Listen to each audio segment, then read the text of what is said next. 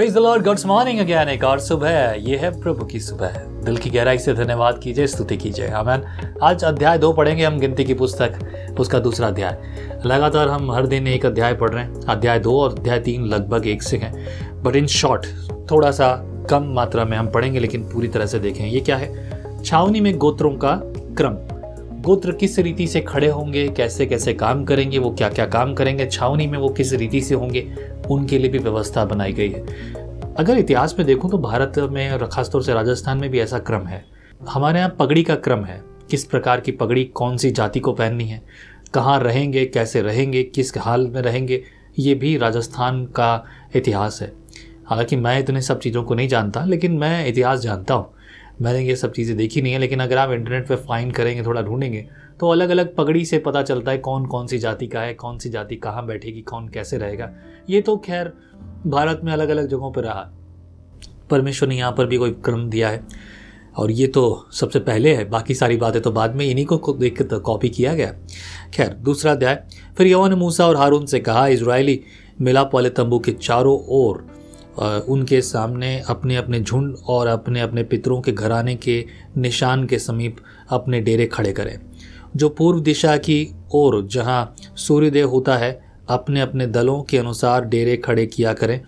वे यहूदा की छावनी वाले झंडे के लोग होंगे, और उनका प्रधान अम्मीनादाब का पुत्र नहशोन होगा, और उनके दल के गिने हुए पुरुष 75,600 है। 5 पद में लिखा है, उनके समीप जो डेरे खड़े किया करें वे इस कार के गोत्र के हों, और उनका प्रधान सुआर का पुत्र नतनेल होगा, और उसके दल के गिने हुए पुरुष 54,400 हैं। इनके पास जबलून के गोत्र वाले रहेंगे, और उनका प्रधान हेलोन का पुत्र एलियाब होगा, और उनके दल के गिने हुए पुरुष 57,400 हैं। इसी रीति से यहूदा की छावनी में जितने अपने अपने दलों के अनुसार गिने गए, वे सब मिलकर 1,86,400 हैं। पहले ये ही कूच किया करें। हर एक को कैसे खड़ा होना है, दक्षिण, पूर्व, पश्चिम, हर एक जगह पर ये भाग रखा है।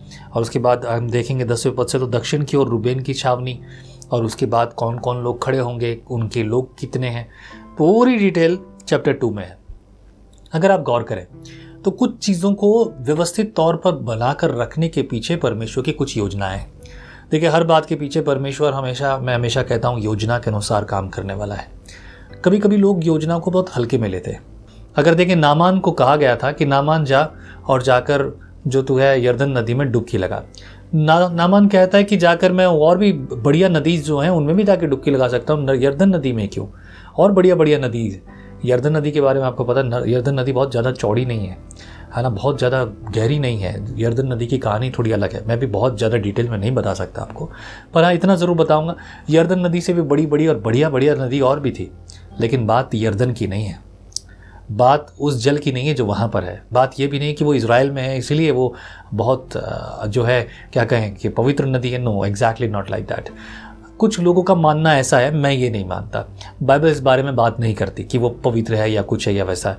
अगर कोई अपने मन से कहे, मैं स्वीकार नहीं करता। कुछ दिनों पहले लेट्स टॉक शो में हमारे बीच में एक सज्जन आए थे, और उन्होंने अपनी गवाही शेयर की। तब तक तो ठीक था। उसके बाद जब उन्होंने शुरू की बहुत सी बातें, तो मुझे उनके सारे वीडियोज़ डिलीट करने पड़े। मैं ऐसी चीज़ों को कभी भी प्रस्तुत नहीं कर सकता जो वचन के अनुसार ना हो, जो शिक्षा के अनुसार ना हो। मैंने उनके सारे प्रोग्राम्स डिलीट कर दिए।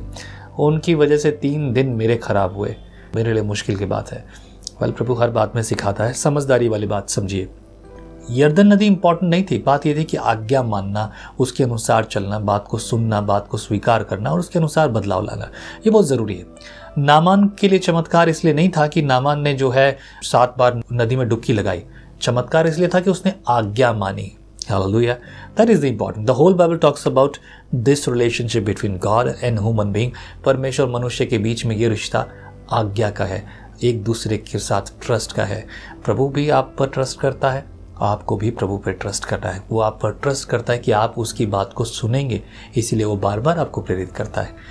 आपको उस पर भरोसा रखना है और उसके अनुसार चलना है। अपनी मर्जी मत लगाइए, आगे बढ़ते जाइए।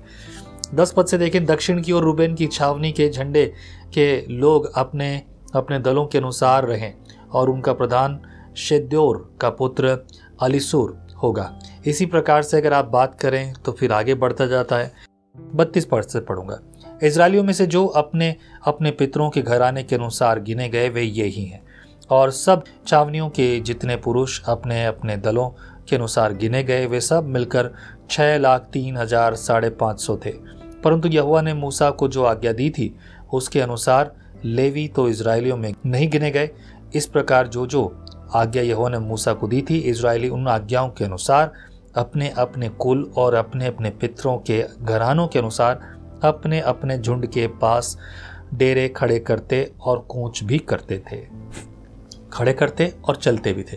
तो ये बात समझ लीजिए, जैसे कि 34 वर्स में लिखा है आज्ञा। That is very very important. आज्ञा, यदि हम आज्ञा ना मानते हो तो क्या? परमेश्वर का वचन 9 में इस प्रकार से कहता है कि if you call me master and ओबे me not, if I condemn you blame me not. तो मुझे हे प्रभु तो कहकर पुकारते हो, लेकिन यदि तुम मेरी ना मानो, जब मैं तुम पर दोष लगाऊं तो तुम मुझ पर पलटवार न करना। यह है परमेश्वर का वचन। मेरे प्रियो, लेट अस मूव अहेड, एक साथ आगे बढ़ते हैं प्रभु के वचन के अनुसार। अगला अध्याय, तीसरा अध्याय पढ़ेंगे कल। तीसरे अध्याय में सिमिलर बातें प्रभु सिखाए। कुछ भागों को मैं छोड़ रहा हूँ इसलिए क्योंकि बोर ना लगे, आप इसे व्यक्तिगत पढ़ सकते हैं। प्रभु आपके साथ हो। जय मसीह की। आप कहते हैं एक कप कॉफी मेरा दिन बना देती है, पर आपका मॉर्निंग डिवोशन विजनरी रेडियो और टीवी पर आपकी जिंदगी बना सकता है।